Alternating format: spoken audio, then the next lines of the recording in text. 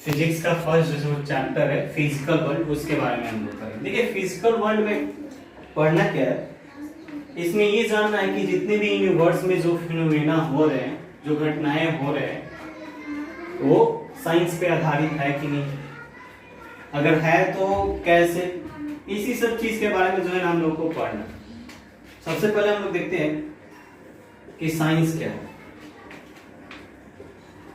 देखिए साइंस वह ब्रांच है जिसमें हम लोग नॉलेज गेन करते हैं। नॉलेज गेन करते हैं किसके बेसिस पे?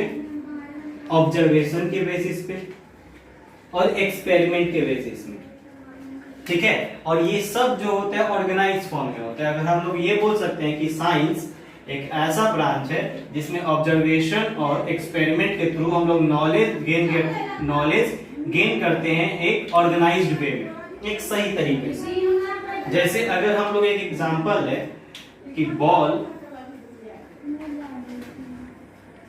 डिगने पे बाउंस करके आता है तो कितने के वेलोसिटी से आता है, कितने हाइट पे जाकर रुकेगा, तो उसका रीचिंग हाइट क्या होगा, मैक्सिमम हाइट कितना होगा, जाकर वहां रुक जाएगा, वेलोसिटी कितना होगा। तो ये सब जो है हम लोग एक ऑर्गेनाइज्ड वे में जानते हैं, ठीक है। तो ये ऑर्गेनाइज्ड वे में जान रहे हैं तो वो क्या कहलाएगा? साइंस कहलाएगा, ठीक है।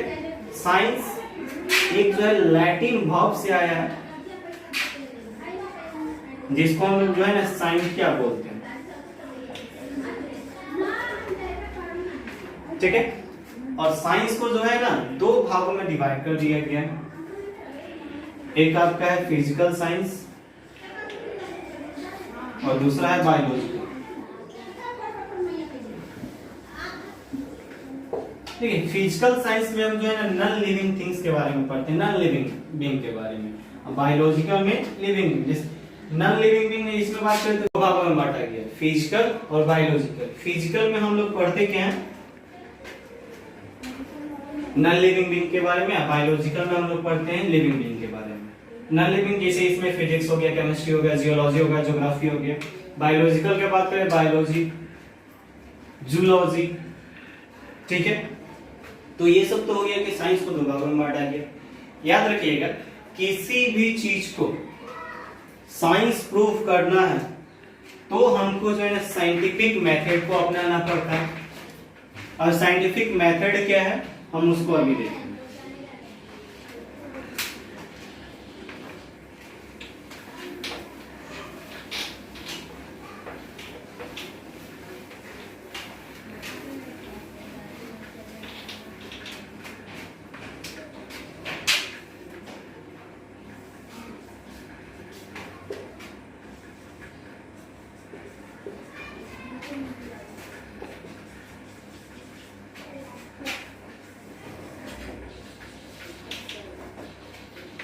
सबसे पहले scientific study of science, science का साइंटिफिक स्टडी करना है तो सबसे पहले आपको ये देखना होगा, सबसे पहले ऑब्जर्व करना होगा, यानी कि ऑब्जर्वेशन।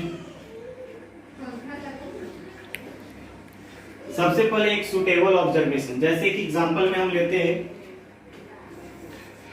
कि बॉल जो है ना हम बॉल भीगने के बाद जो है ना बॉल जो है ना अर्थ पे ही गिर रहा है और दूसरे प्लैनेट पे नहीं गिर रहा है, या अर्थ ही इसको खींच रहा है, सन नहीं खींच रहा है, बल्कि सन के पास मास बहुत ज्यादा है, अर्थ के पास उसके अकॉर्डिंग कम है, तो वो क्यों नहीं खींच रहा है, अर्थ ही क्यों खींच रहा है, ये हम क्या करेंगे? ऑब्जर्वेशन। एक्सपेरिमेंट करेंगे, एक कंट्रोल एक्सपेरिमेंट करेंगे। एक्सपेरिमेंट क्या करेंगे भाई? देखेंगे कि आखिर क्यों अर्थ ही इसको जो है ना अट्रैक्ट कर रहा है, सन क्यों नहीं अट्रैक्ट कर रहा है। तो एक चीज भाई आया, देखे क्या कि वो बहुत सारा एक्सपेरिमेंट इसमें लग गया कि इसका मास वेरी कर रहा है, डिस्टेंस भी है, ये सब एक्सपेरिमेंट में आया। चलिए उसके बाद हम लोग जो है ना रीजनिंग करेंगे। रीजनिंग हम लोग दो तरह से करेंगे, क्वालिटेटिव, क्वांटिटेटिव। जैसे अभी हमने बोला कि एक्सपेरिमेंट किए तो देखे कि वो जो है ना अर्थ ही खींच रहा है, सन नहीं खींच रहा है। फिर रीजनिंग किए कि भाई क्यों ऐसा क्यों हो रहा है, तो मास के कारण या डिस्टेंस के कारण। तो मास के कारण उसके क्वालिटी देख रहे हैं कि मास के कारण जो है ना ऐसा हो रहा है या डिस्टेंस के कारण हो रहा है, तो वो क्वालिटी बता रहे हैं। अगर क्वांटिटेटिव का बात करें, क्वांटिटेटिव रीजनिंग का बात करें, तो क्वांटिटेटिव रीजनिंग कहने का मतलब कितना मास वैरी कर रहा है, कितना डिस्टेंस जो है ना ज्यादा है जिसके कारण जो है ना सन नहीं खींच पा रहा है, कितना डिस्टेंस पर रखेंगे कि सन खींचना शुरू कर देगा। तब इसको प्रूव करने के लिए कितना डिस्टेंस पर रखे, इसके लिए हम लोग क्या करते हैं, मैथमेटिकल मॉडलिंग करते हैं।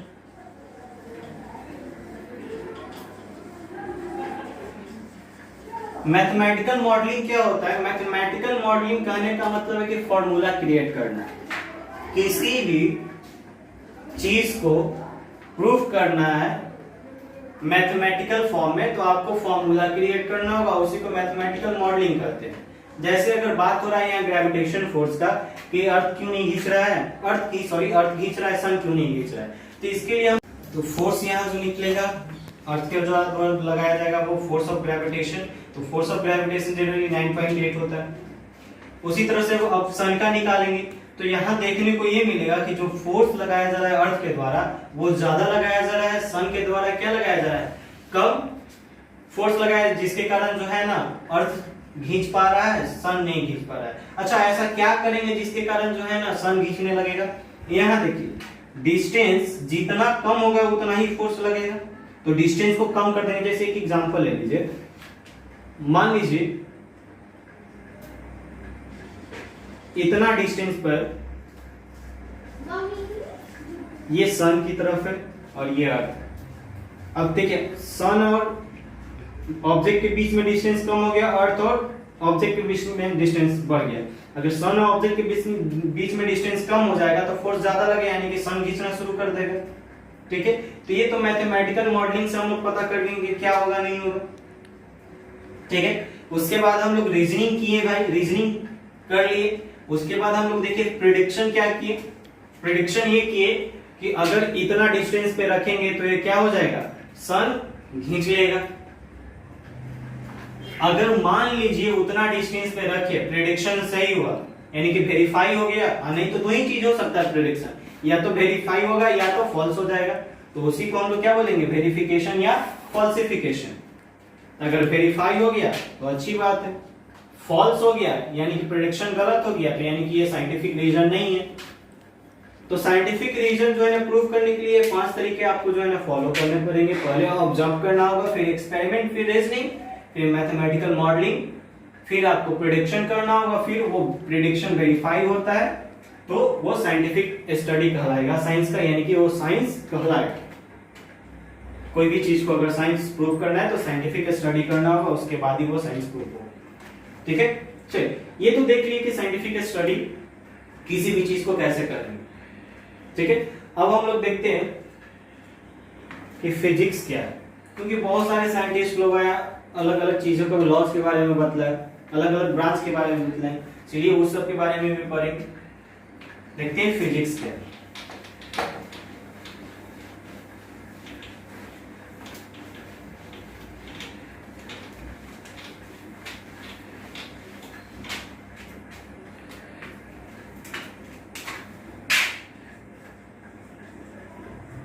देखिए फिजिक्स जो है एक ग्रीक वर्ड से आया है, फुसिस। फुसिस का मतलब होता है नेचर। ठीक है, फिजिक्स जो है ग्रीक वर्ड से आया है जिसका नाम है फुसिस। फुसिस का मतलब होता है नेचर।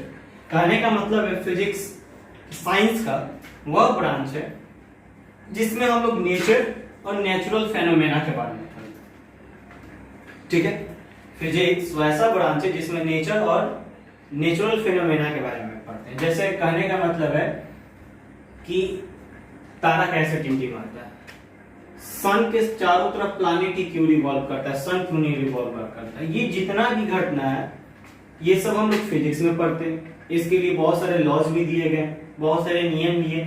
तो देखिए फिजिक्स में दो तरह के जो है ना प्रिंसिपल है।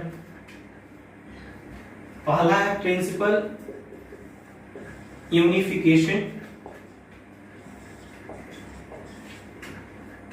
सेकेंड है रिडक्शनिज्म।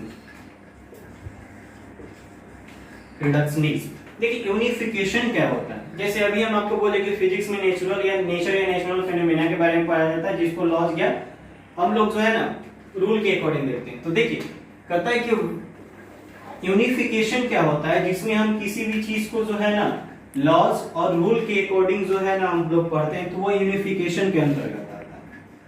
ठीक है। रिडक्शनिज्म में कहने का मतलब ये रूल्स के बाद रूल्स लॉज के अकॉर्डिंग नहीं, वो उसको जो है ना प्रॉपर्टी के देखते हुए, उसको पार्टिकल प्रॉपर्टी के देखते हुए जब हम पढ़ते हैं तो उसको रिडक्शनिज्म कहते हैं। जैसे अगर मान लीजिए हम बोले कि एटम का नेचर कैसा है, इसका नेचर को देखते हुए इसके बारे में स्टडी करेंगे तो वो कौन से लॉ में आएगा, कौन से प्रिंसिपल में आएगा, रिडक्शनिज्म। अगर बात करें कि मुझे प्रूव करना है कि ये 9.8 जो है ना ये फोर्स जो है ना अर्थ के द्वारा लगाया जा रहा है, तो इसके लिए जो है ना मुझे क्या एक लॉज की आवश्यकता पड़ेगी, तो वो किस में आएगा, यूनिफिकेशन में आएगा। ठीक है। ये दो तरह के प्रिंसिपल है जो फिजिक्स में आमतौर पे देखते हैं हम लोग। ठीक है। चलिए अब देखते हैं, ये तो फिजिक्स हो गया जी कि फिजिक्स में यूनिफिकेशन रिडक्शनिज्म होता है। इसमें भी जो है ना फिजिक्स का कुछ डोमेन्स है। डोमेन्स कहने का मतलब है कि फिजिक्स आपके कितने भागों में है। तो देखिए फिजिक्स के पास दो डोमेन, पहला मैक्रो फिजिक्स, मैक्रोस्कोपिक,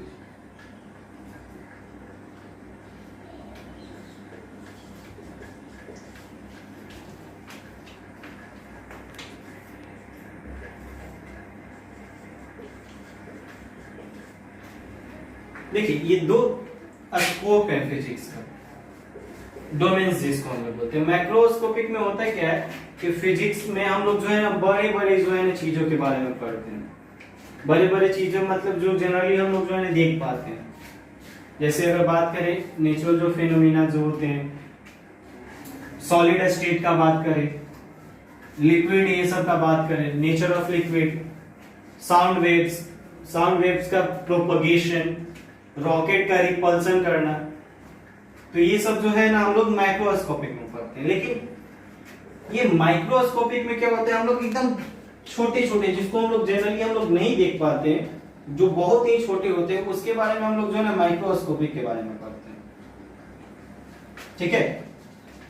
चलिए माइक्रोस्कोप को हम लोग जनरली जो है ना क्या बोलते हैं, क्लासिकल फिजिक्स बोलते हैं, और माइक्रो को हम लोग जो है ना मॉडर्न फिजिक्स बोलते हैं। ठीक है। चलिए क्लासिकल फिजिक्स के बारे में देखते हैं। क्लासिकल फिजिक्स क्या है। देखिए क्लासिकल फिजिक्स भी जो है ना वो डिवाइड हो चुका है, मैकेनिक्स, थर्मोडायनेमिक्स, इलेक्ट्रोडायनेमिक्स, ऑप्टिक्स, ये सब में वो डिवाइड हो चुका है। जैसे बात करें हम मैकेनिक्स का, तो मैकेनिक्स वो क्लासिकल फिजिक्स है जिसमें हम लोग जो है ना सिस्टम ऑफ पार्टिकल्स के बारे में पढ़ते हैं, लिक्विड्स के बारे में पढ़ते हैं, propagation of sound waves, rocket का रिपल्गेशन, रॉकेट कैसे जो है ना काम करता है, ये सब जो है ना मैकेनिक्स में हम लोग पढ़ते हैं। थर्मोडायनेमिक में बात करें तो थर्मोडायनेमिक में जो है ना हम लोग गैसीय सिस्टम के बारे में पढ़ते हैं, उसके जो है ना टेम्परेचर में चेंजेस के बारे में पढ़ते हैं हम लोग। तो ये सब जो भी चेंजेस है ये सब हम लोग थर्मोडायनेमिक में पढ़ते हैं। जैसे चेंज इन टेम्परेचर हो गया, गैसियस चेंजेस, ये सब जो है थर्मोडायनेमिक। इलेक्ट्रोडायनेमिक में हम लोग पढ़ते हैं इलेक्ट्रिक और मैग्नेटिक के बारे में। ठीक है। इलेक्ट्रिक और मैग्नेटिक के बारे में पढ़ते हैं। और ऑप्टिक्स में हम लोग जो है लाइट रेज और उसके जो है इक्विपमेंट्स, उसके जो भी इंस्ट्रूमेंट है ऑप्टिक्स से रिलेटेड, उसके बारे में हम लोग पढ़ते हैं। जैसे बात करें लेंसेज, ये सब तो हम लोग जो है ना ऑप्टिक्स में पढ़ते हैं। ठीक है। चलिए एक माइक्रोस्कोपिक का है, जिसको हम लोग जो है ना क्वांटम थ्योरी बोलते हैं। माइक्रोस्कोपिक से ही पता चल गया होगा, जिसमें हम लोग छोटे से छोटे जो है चीजों के बारे में पढ़ते हैं। तो क्वांटम थ्योरी भी ऐसा ही है, क्योंकि एक ही प्रिंसिपल सबके लिए जो है ना एप्लीकेबल नहीं होगा। मान लीजिए जो बड़े चीजों के लिए एप्लीकेबल है, वो छोटे चीजों के लिए कैसे एप्लीकेबल होगा। तो इसीलिए जो छोटो चीजों को स्टडी करने के लिए, जिसमें हम लोग जो है ना उसके पार्टिकल का नेचर जिसको हम लोग नहीं देख सकते, तो उसी के लिए जो है ना क्वांटम थ्योरी बना। ठीक है, क्योंकि इसमें जो है ना पार्टिकल का नेचर वैरी करते रहता है, उसका साइज ये सब वैरी करते रहता है, तो इसीलिए उसमें क्वांटम थ्योरी में हम लोग उसके बारे में